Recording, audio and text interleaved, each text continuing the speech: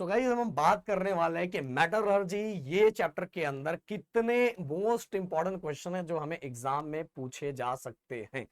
सबसे पहली बात तो गाइस, अगर आप चाहते हो कि फटाफट फटाफट आपकी 1-2 दिनों के अंदर तैयारी हो जाए, तो हमने अपने ऐप पे बहुत प्यार से बहुत अच्छी तरीके से पूरा का पूरा साइंस 1 साइंस 2 देन उसके बाद पूरा का पूरा लैंग्वेजेस बहुत अच्छी तरीके से और एग्जाम पॉइंट ऑफ व्यू पढ़ाया विथ नोट्स के साथ, कलरफुल नोट्स के साथ। तो भाई एक बार जाके विजिट करो, देखो आपको बहुत मजा आएगा। और कुछ अगर आपको कोई डाउट है कि सर कैसे परचेस करना है क्या करना है, तो डिस्क्रिप्शन में नंबर दिया, कॉल करके पता लगा सकते हो और एक झटके में चीजें खत्म कर सकते हो। तो आज हम बात करने वाले मेटलर्जी। मेटलर्जी का वैसे मैंने यूट्यूब चैनल पे भी एकदम प्यारा सा वन शॉट वीडियो डाला है बहुत कम टाइम में कंप्लीट करने का। तो अगर आपने वो नहीं देखा तो प्लीज देख के खत्म करो।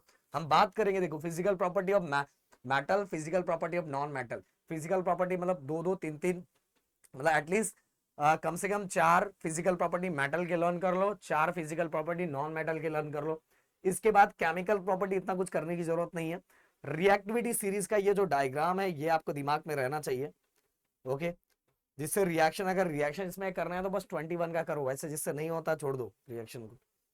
तो रिएक्टिविटी सीरीज में ये वाला डायग्राम आपको याद होना चाहिए, प्लस रिएक्टिविटी सीरीज कितने टाइप्स के होते हैं ये आपको याद होना चाहिए।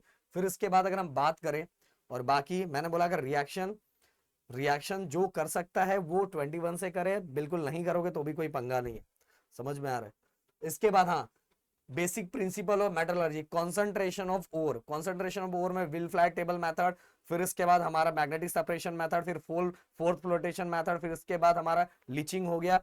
ये सभी जो 4 के 4 टाइप दिए हुए हैं, इन सभी टाइप के डायग्राम्स और वो सभी टाइप को एक स्टोरी की तरह समझ लो कि इसके अंदर क्या क्या क्या क्या होता है। और मैंने इस सभी को बहुत अच्छे से यूट्यूब पे भी बहुत अच्छे से स्टोरी की तरह समझा है। अगर ये समझ लोगे तो ये, अगर डायग्राम के साथ एक्टिविटी से रिलेटेड कुछ आया तो इसको आराम से लिख लोगे।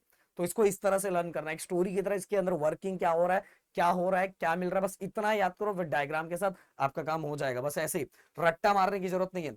फिर गाइस, एक्सट्रैक्शन ऑफ एल्यूमिनियम के अंदर, उसके अंदर 2 टाइप है। अब इसके अंदर बच्चे बहुत ज्यादा कंफ्यूज होते हैं, ये हमें आएगा तो ये हमें बड़े क्वेश्चन में आएगा। और एक्टिविटी से आगे या तो डायग्राम ड्रॉ करके आएगा, या तो हमसे पूछा जाएगा कि बेयर प्रोसेस, हॉब्स बेयर प्रोसेस भी पूछा जाएगा। फिर इसके बाद हमारा बेयर प्रोसेस के साथ ही हॉल प्रोसेस जो दिया रहता है, हॉल प्रोसेस को भी मैंने बहुत अच्छी तरीके से अपने वीडियो के अंदर, यूट्यूब के वीडियो के अंदर भी बताया।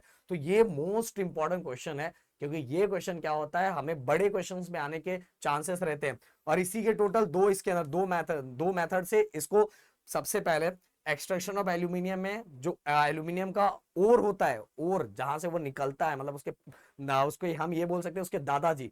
तो एल्यूमिनियम के दादाजी होते हैं बॉक्साइट। बॉक्साइट में से हमारा निकलता है एल्यूमिना। तो जो पहला वाला प्रोसेस है, कॉन्सेंट्रेशन वाला प्रोसेस, ये वाला कॉन्सेंट्रेशन बॉक्साइड, इसमें हम एल्यूमिना निकालते हैं। क्या निकालते हैं? Alumina, Al2O3। ये देखो Al2O3।